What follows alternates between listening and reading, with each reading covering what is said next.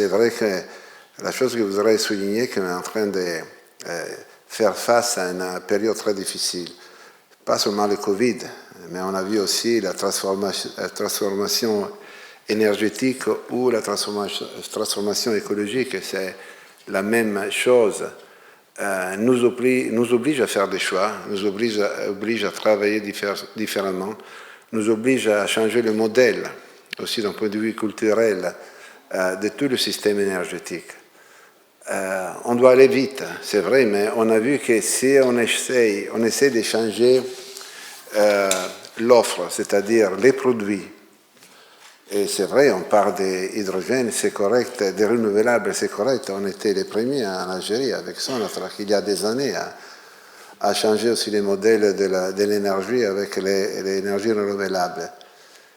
Et on essaie de viser sur les choses nouvelles, mais on ne change pas le passé, c'est-à-dire la demande. Ce qui s'est passé après le Covid, que le monde s'est réveillé, heureusement, et a demandé du gaz. Et le Covid, les prix bas des derniers 7 ans, l'industrie a investi beaucoup moins. Il n'y a pas de gaz, et on le voit. En Europe, les prix sont très très élevés. Il y a des industries, des producteurs qui sont en train de fermer. En Angleterre, c'est la même chose, mais on a les mêmes prix au Moyen-Orient, en Orient, en Amérique du Sud, aux États-Unis. Donc, il n'y a pas de gaz. Donc, c'est une opportunité incroyable pour l'Algérie. C'est clair que le temps, on doit faire les choses très rapidement.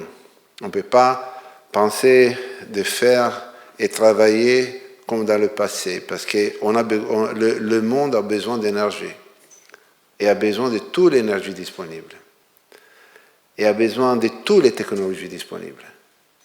On ne peut pas utiliser et faire face à la technologie, à la transformation à travers des idéologies. Il n'y a pas d'idéologie dans la technologie. On a besoin de toutes les technologies. On a besoin du gaz, parce qu'il doit remplacer le charbon. On a besoin d'énergies renouvelables. On a besoin de l'économie circulaire. On a besoin de capturer la CO2. On a besoin de faire tout ce qu'on a mis dans notre accord. Et ça signifie qu'il faut investir dans la recherche, dans le développement, dans les technologies. Et aussi, comme on a besoin d'avoir un temps pour rejoindre le marché, time to market, très rapide sur le gaz, aussi avec les technologies. Et ça, c'est le choix qu'on a fait, et on a fait le choix de partager tout ça avec Sonatrach. Les derniers 7 ans, 8 ans, on a investi plus de 5 milliards d'euros en nouvelles technologies dans la bioraffinerie. C'est un autre point, un autre chapitre de cet accord.